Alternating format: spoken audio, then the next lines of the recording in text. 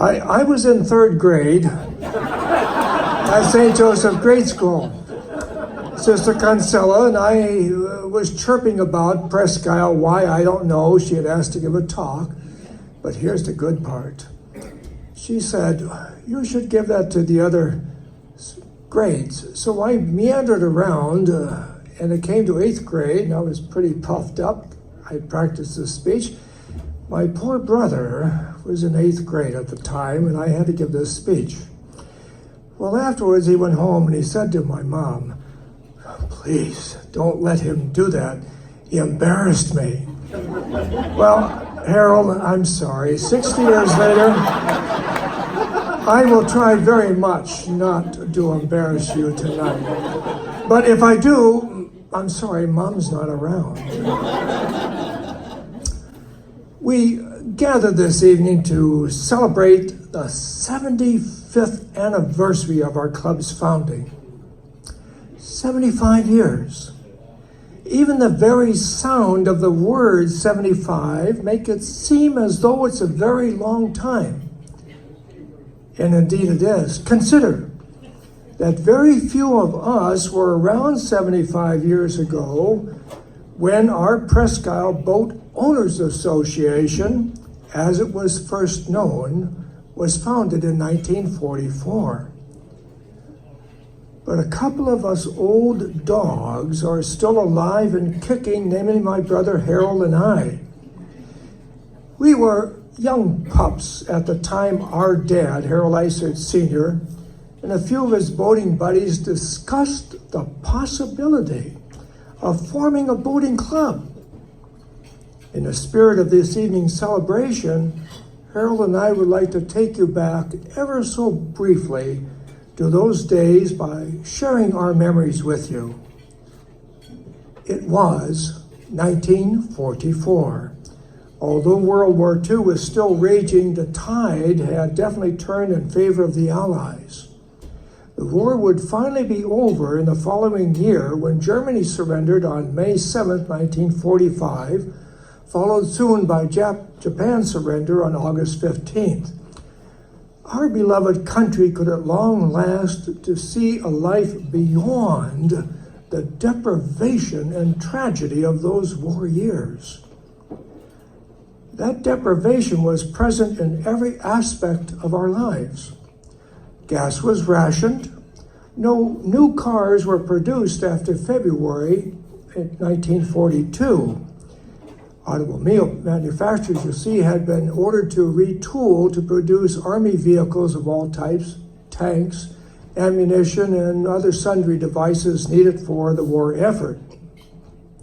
And if tires were needed, only synthetic or used tires could be purchased, if one could find them. Now, the lean war years of World War II had taken their toll on the peninsula as well. The wooden docks erected by the Civil Conservation Corps had deteriorated to the point of being almost unusable. The Commonwealth of Pennsylvania had no money to repair them. Now, as a side note to our younger members, the Civil Conservation Corps, or CC as it was commonly known, was part of Franklin Delano Roosevelt's New Deal to provide jobs for the Great Depression for young men. Harold and I still cherish the memories shared with us by our dad telling about his younger brother Jim, who worked on the peninsula in the CCC, constructing many of those original buildings and docks. Now, our dad was among the boaters who depended upon those docks for mooring their boats. Shared concerns eventually led to shared actions. Let's form an association of boat owners to rebuild those docks. That was the common idea voiced by this little group. And so they did. As with most ventured, it required much collective effort. Meetings were held in the den of our home at 220 West 29th Street to develop a plan. The eventual plan was simple and straightforward. The club would provide the manpower if the Commonwealth would provide the lumber. One of the early accomplishments of the CCC was the construction of a sawmill on the peninsula. The park's maintenance buildings now occupy the site of that former sawmill. The road leading to the sawmill is still called Sawmill Road. In case you're trying to find it, it is across from Sawmill Beach. Trees were harvested on the peninsula, cut at the sawmill, and then the lumber used to construct many of the buildings around the park, such as the original concession stands on the beaches, a fire tower in a caretaker's home by the sawmill, 4 log cabins by the Waterworks Park, 3 of which survive, and the now former police barracks, last used as the Gene Stahl Interpretive Center.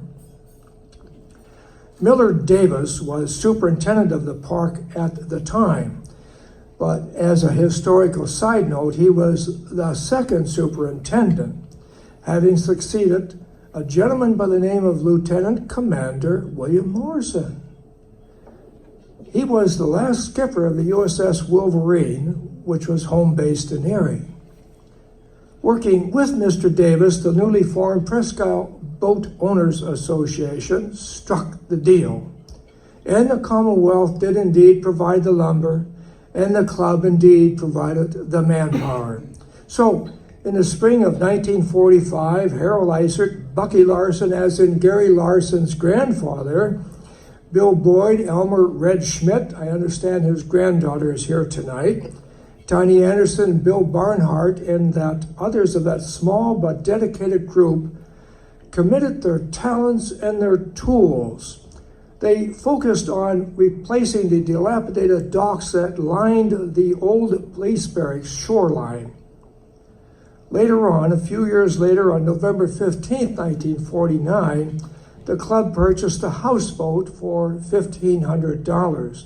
There were several more to what was called Sturgeon Bay, or us old-timers would call it as a stink hole, which was near the head of the bay. This particular houseboat was owned by Fred Ralph, who was the sister of Bill Boyd's wife, Phyllis. During those winter work parties, club member George Fickenworth and his wife Gracie would serve their heartwarming chili and their attention-grabbing Navy-style coffee to the hungry workers in that new clubhouse. Many good times would be had around the glowing pot-belly stove while we dried out our wet work gloves and our cold feet during those winter lunch breaks. As mere kids, Harold and I were the youngest members of those work parties, having been conscripted by our dad. We did the go-for task, passing a hammer, holding nails, this or that. I should mention here that the annual dues of our club were $2. And there was no initiation fee. So how did the club fund the purchase of the clubhouse and undertake other projects? The answer is by floating loans to the members. Over time, those loans would be repaid, but without any interest. Within a couple of years or so, the club had accomplished much. New docks, its own clubhouse, surrounding grounds cleared of all debris. Now it could begin to focus on activities other than work parties. One of those activities was hosting motorboat regattas, held first at the old police barracks and later on near Waterworks Park. Club members Clarkie Niederreiter, Ed Kearney, and other club members would race their huge 25-horsepower Evinrude and Johnson motors at unheard of speeds of 35 miles an hour. Can you imagine a boat going 35 miles an hour? In addition, the club gathered for family picnics at Waterworks Park, featuring three-legged races for the kids, horseshoe pitching for the men, and watermelon eating contests for all. I should mention here that our club has always been a family-oriented club. Later, in 1949, the members' wives formed the Ladies' Auxiliary. Our mom, Tilly, was elected the second president. Many, many years later, my brother's, Harold's wife, Janet, would be the last president when the organization disbanded in 1944 after 45 years of dedicated service. Now, the ladies, too, had their own form of work parties. They hosted bake sales to raise money for club projects. They even sewed the club burgees, which they would sell as another way to raise money. $2 a burgee. My brother Harold still has the original paper pattern designed and cut out by our dad. Winter saw club dinners such as we're enjoying here this evening, quite often at Oscar Moeller's rental hall on Sealinger Avenue, just above 8th Street. Dances were held as well. Now, back in the 40s, there were still a goodly number of dance halls scattered around Erie, mostly on the second floor of buildings. One of those dance halls was over Reed's Hardware Store in our neighborhood on P Street by 25th Street, which was a site of many club dances. For a few dollars, any one of several of the Erie's dance club bands could be hired to give the entertainment for that evening. Now, as the club grew, additional meeting space was needed beyond our little clubhouse. 5 of our members worked at Talon Manufacturing, which is now occupied by Arthur Schultz Furniture on West 26th by Cascade Street. So we were able to use their Union Hall, which was on the second floor of the building at West 26th and Hazel Street. The lower floor housed a Loblaws grocery store. Beer always followed those monthly meetings. 75 years later, I'm proud to tell you that the tradition endures.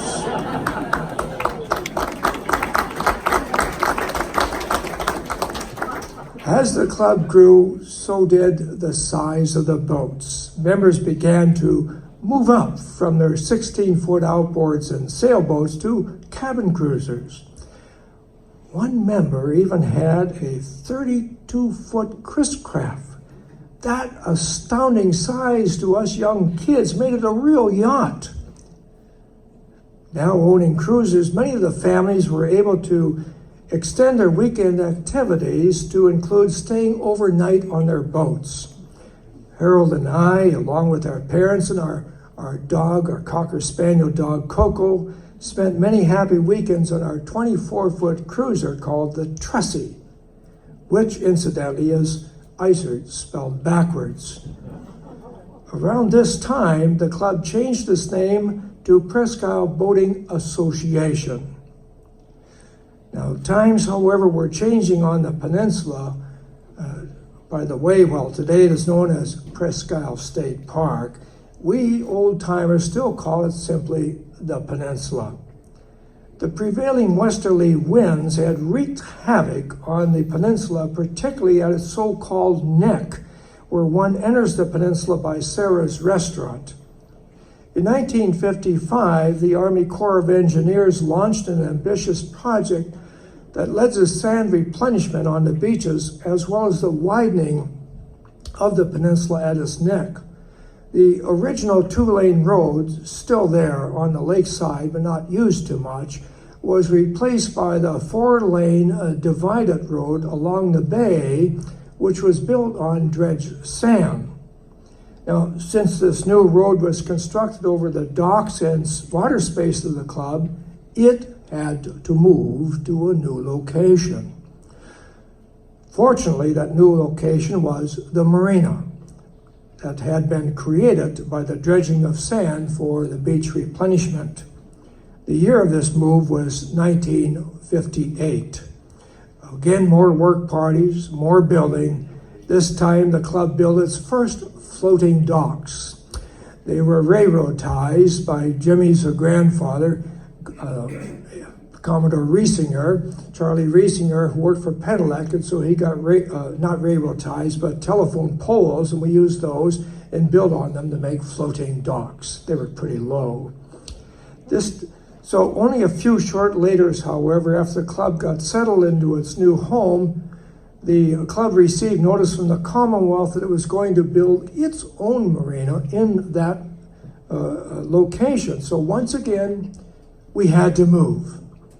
Working with the Erie Port Authority, the club was able to strike a deal on May 15, 1962, to lease property in the West Canal Basin, which of course is our present location. The club brought the floating clubhouse and the picnic shelter with them. In January 1966, however, the floating clubhouse was damaged during a violent storm and partially sunk. Being very old, constant repairs were needed to keep it afloat, so in August 1966, it was hauled out, repaired, and sold. For 2 years, from 66 to 68, the club looked to the U.S. Coast Guard Auxiliary Flotilla 37 base, which was located in West Canal Basin on State Street, and that's where they had their meetings. The present clubhouse, designed by our dad, was built in 1968 and extended in 1999 to include larger men's and ladies' rooms, restrooms, a new galley, and 2 utility rooms. A few of the original members, including our dad and Bucky Larson, moved with the club as it grew and changed locations.